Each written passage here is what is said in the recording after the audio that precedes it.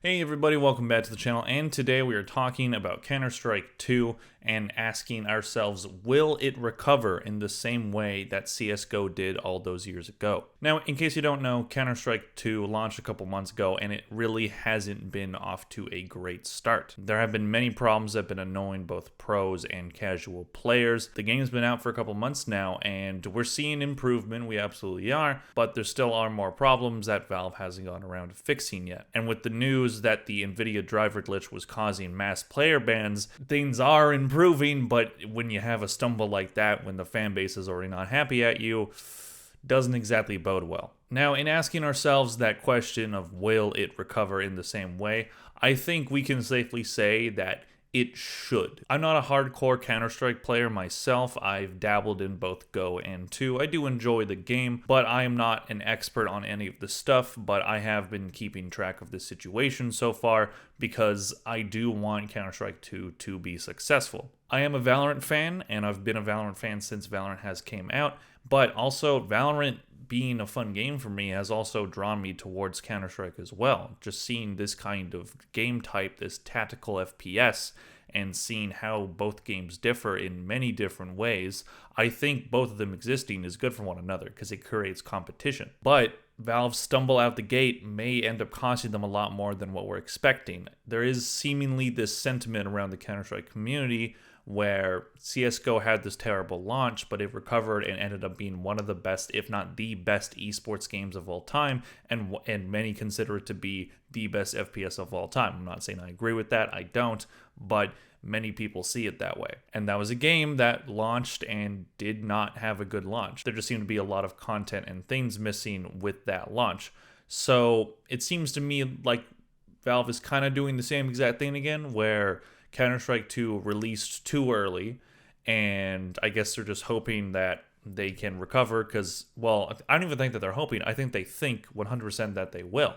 And again, as I said, I do think that they will, but it really isn't a sure thing. Nothing is a sure thing in today's gaming industry. It launched with many problems. It wasn't ready for the launch, and it is unfortunate because in terms of the time frame of when they launched, I actually thought it was really smart. It was right at the end of summer, so there weren't a ton of games coming out at that time.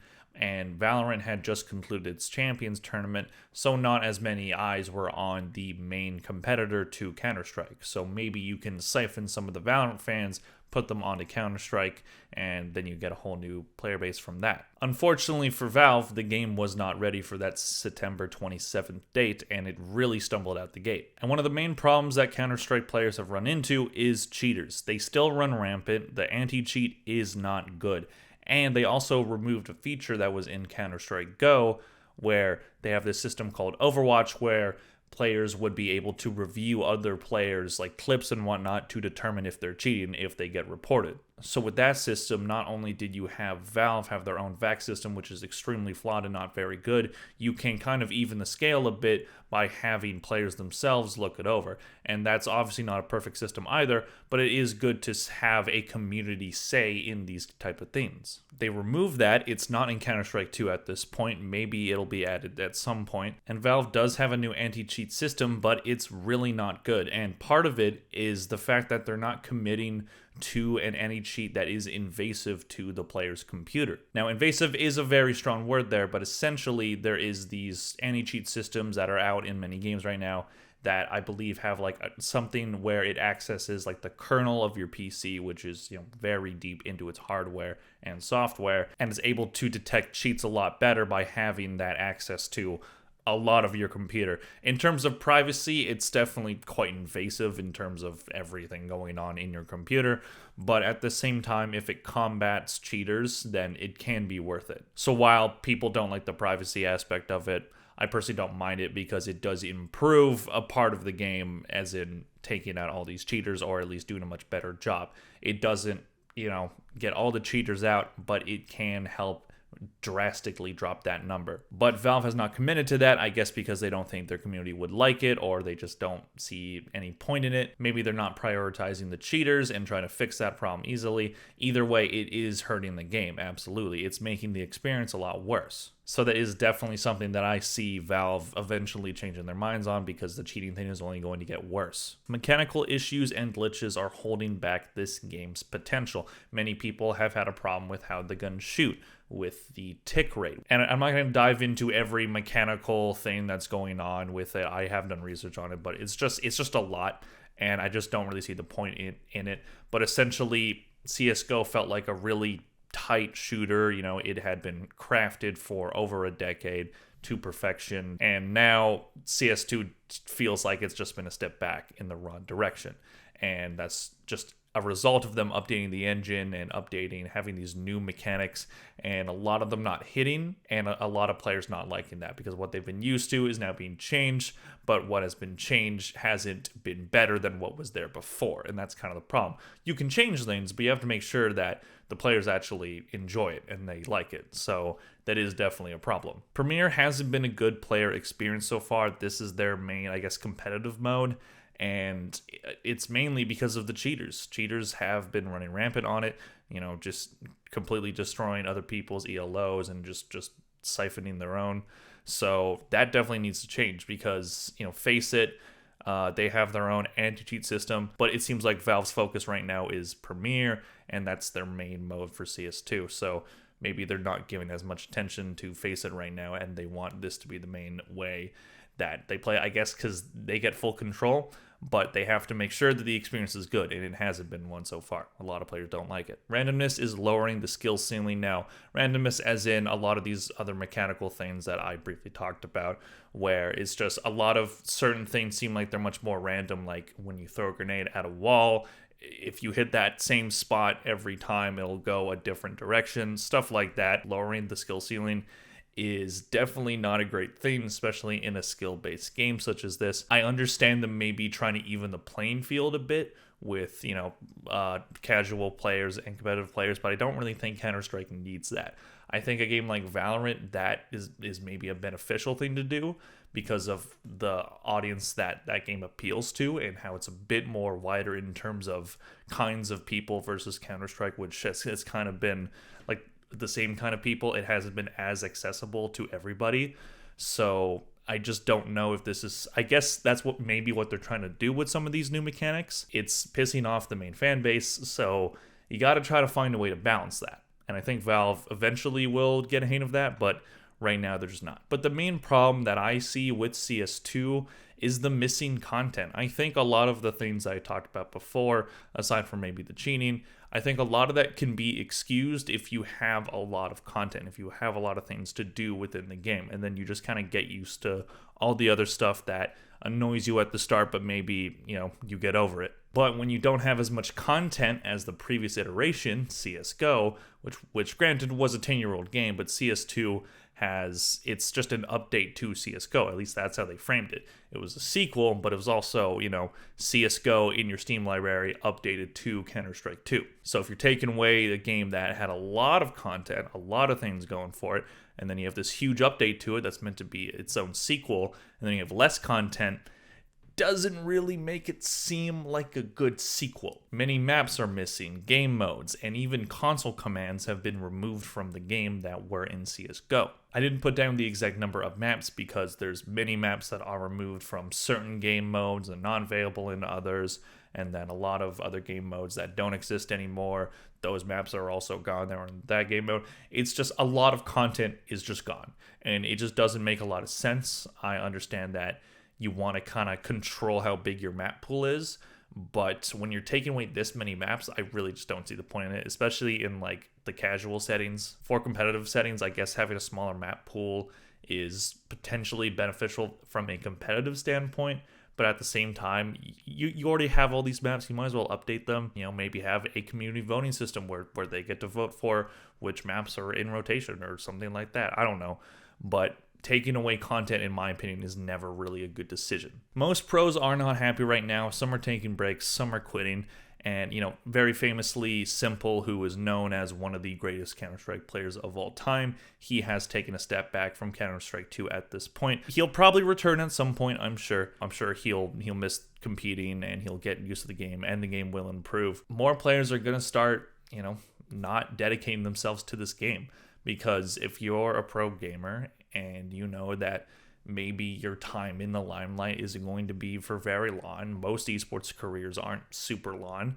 So if you're looking at, hot games to get into and to become really good at, is getting in on the ground floor of Counter-Strike 2 a good idea when you know that there's already a bunch of pros and it's a very competitive esports scene?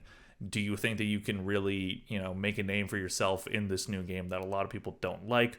Or do you maybe go to a game like Valorant, which is similar? Valorant is still a very hard game to become a pro into. Any game is really, when we're talking about pros that are maybe already at least a little bit established, looking for some, new way to revitalize their career or get their big break.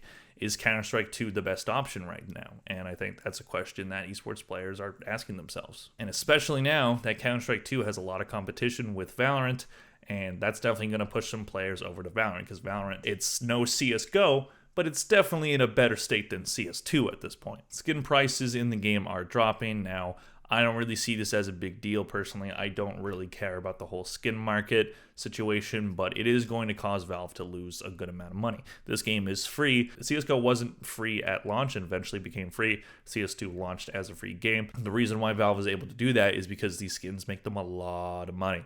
A lot of money. So they've been apparently changing updating skins within CS2.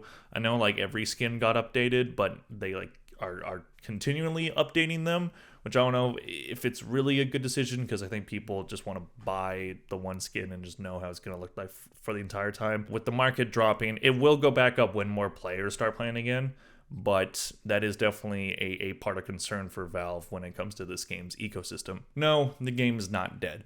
Player count is starting to improve. I believe the last 30 days it improved by 0.4%. Not great, but better than an 18% drop that they saw recently. So I definitely think that things are starting to get better for this game and for Valve, but they really have to make sure that they keep the good momentum going. As I said before, Counter-Strike 2, it has more competition than CSGO did, absolutely. Valorant, listen, a lot of people in the community, in the Counter-Strike community, they don't like Valorant at all. They think it's a baby game. They think the fan base sucks because they're all a bunch of cringe e-daters or whatever. And listen, I'm not going to argue with you on that fact at all, because there are a lot of cringe people within that community, but there are in the Counter-Strike community too. It's just a different kind of cringe. But I think Valorant, especially right now, I think it's in a really good spot. The esports scene is flourishing.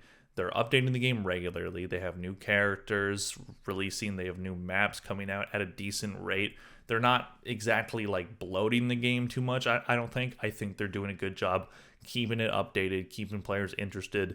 And the esports scene is fantastic right now. And the VCT, I think, so far in terms of their franchising, and even before it was franchised, I think it's been a massive success. Maybe not massive, but it's been really good so far. A lot of players early on in Valorant's lifetime was people from Counter-Strike retiring from Counter-Strike and moving over to Valorant, trying to catch the high of a new game and maybe becoming very dominant early on. And that has definitely faded. We're starting to see a lot more just players that have, played Valorant for the last couple of years, and that's kind of been their main game that they've gone prone in. But with Valorant being a bit more accessible, being a bit more geared towards, younger people and, different genders and whatnot, versus Counter-Strike, which is, it's very much a boy game.